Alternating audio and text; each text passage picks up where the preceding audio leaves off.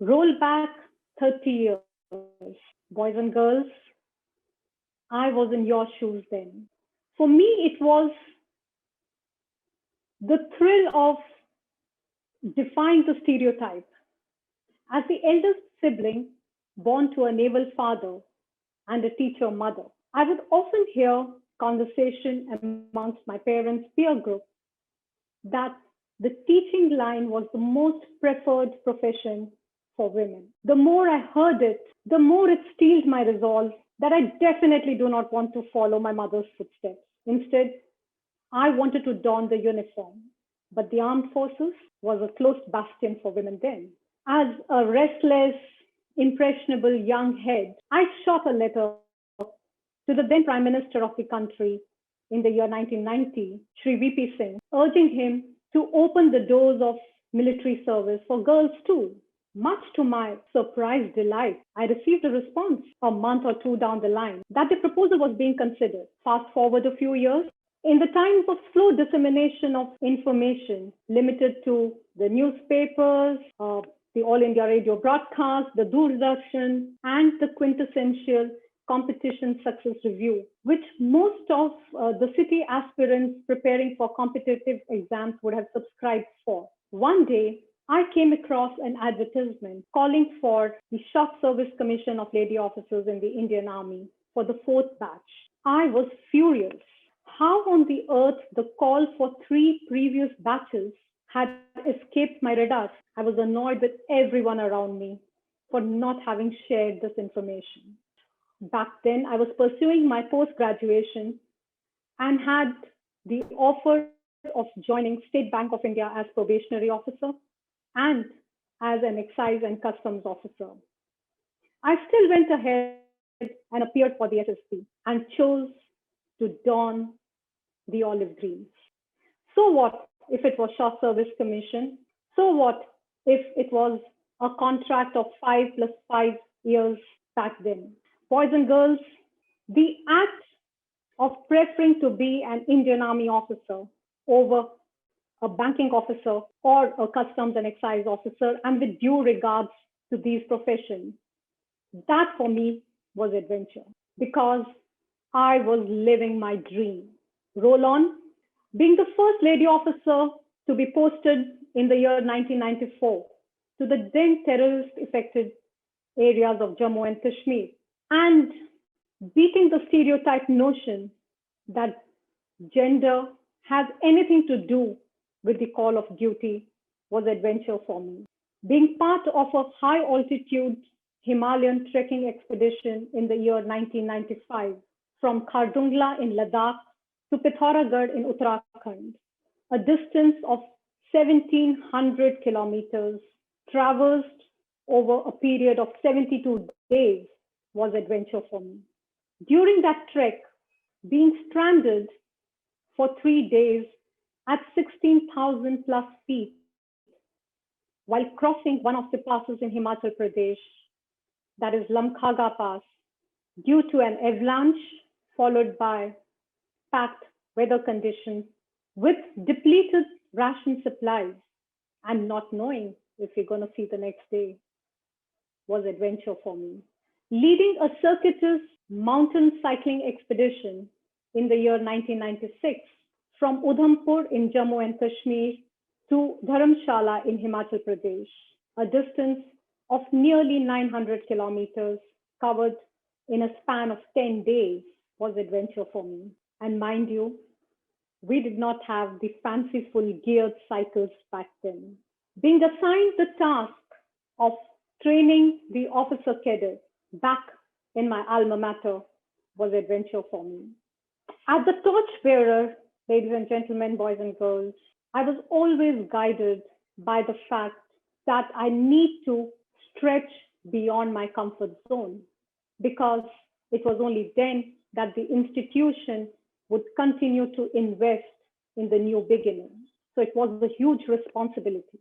It was an adventure for me to put my best foot forward and give a head start in this relay race of thoughts before I passed the baton to the next incumbent in the span of my stint of 8 years with the Indian Army. And that adventure has stayed on with me till date. So what if the environment that I was in did not nurture my aspiration and offer the choice of permanent commission to the deserving and desirous optees?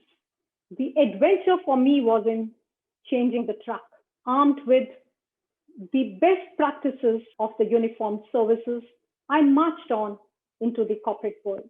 Over the next 10 plus years, I worked extensively with the first generation companies and contributed to the development of the human potential in the startup ecosystem. Cut, time for a break. My domestic responsibilities of providing my children a stable education base, as I was married to an army officer and his tenures in the far-flung areas of the country forced me to get into an adventure of a different sort, and that was to hold the domestic front for the next 5 years. So the sabbatical was a time to get into a different adventure. My brief was my sabbatical of 5 years. And yes, this period also gave me the time to understand the prowess of the human mind and to analyze the rational outcome of my journey of life, both personal and professional, thus far. Roll on the year 2020, voila, I had the clarity of what my third innings is going to be. And as I submerged myself into yet another adventure of starting my own enterprise in this Inspire, I also coached myself into finishing my first fiction novella, L'Affaire Ladakh. The protagonist discovers the power of the mind or the might of the mind, be it when she is surmounting the high altitudes or dealing with a range of emotional mountains. Friends, despite the interruption, I think I've used the word adventure at least 10 to 12 times, or maybe even more, in the last 7-10 minutes. Do you know that this word today is used at the rate of 1.4 million times an hour in our contemporary digital dialogue? Do you also know that there is no singular word synonym for the word adventure in the English dictionary that can encapsulate the enormity and depth of this word? So what is the essence of the word adventure? Since I get a feel that you're in an auditorium possibly with your papers and pens with you, may I request you to take them out, and if we could do a small exercise, assuming that you have them in front of you, may I request you to write down, to refresh your memories and write the alphabet from A to Z. Next, if you may, give them a numerical value, as in A 1%, B 2, C 3, so on, to get X 24, Y 25, and Z 26. Great. May I now request you to write the word knowledge. And if you then correlate the numerical values of the alphabet and take a sum total, you would see that it comes to 96%. May I request you to do the same exercise with the word hard work, and you see that you get a sum total of 98. That's 98%. And I promise this is the last time. May I ask you to do the same exercise with the word attitude. Boys and girls, is it a coincidence that the sum total comes to 100%? So friends, adventure is an attitude. And the best way to nurture this attitude is to begin with the attitude of gratitude. It was this attitude that allowed me to deal with the environment around me and pick up the things that I could do about and carve my path ahead. It is the attitude of gratitude that shows a new light whenever the chips are down. In the times of today, when it's very cool to be following the Instagram posts, Facebook pages, and blogs. It's equally susceptible to get into a cycle of feeling despondent or deprived. And so, how do you guard against it? The two best things that have worked extensively with my set of clients has been one, maintain a gratitude journal.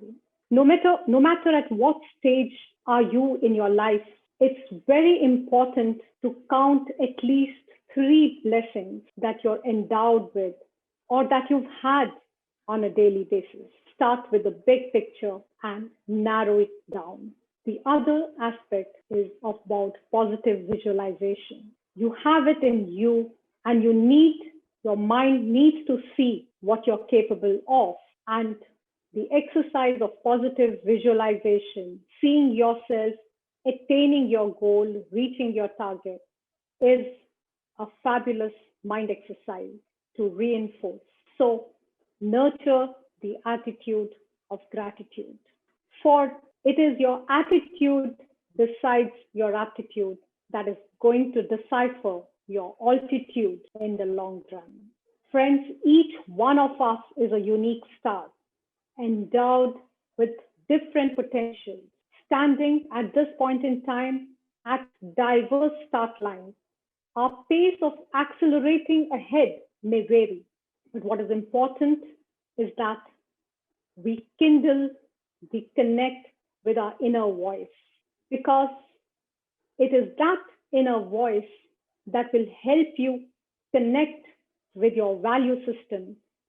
And once you're connected with the value system, which is at the top of the psychological pyramid, you always have the will and the ability to use the available resources for getting the best results. So dodge that comparison that is so natural for any one of us to fall into. Dodge that compulsion of comparing yourself, be it to your peer group, to your neighbors, to your friends. That cycle is endless. Believe in your own unique capability. And lastly, it's important to get out of your comfort zone. I'm not saying that what you're doing is not enough, for I have no idea what you're doing. But I certainly do know the fact that the flame of adventure grows many, many folds as and when you have developed the habit of stretching out of your comfort zone. Friends, this one life is of immense possibility. And the moment, the day, the time you also realize that the time at hand to fructify them is actually too short. So the young force of today, may I urge you to fasten your seatbelts and to full throttle go on and embark on this journey. For life is an adventure. Dare it. Start where you are. Do what you can and use what you have. Wishing each one of you a blessed future and an adventurous one too. Thank you. I finished.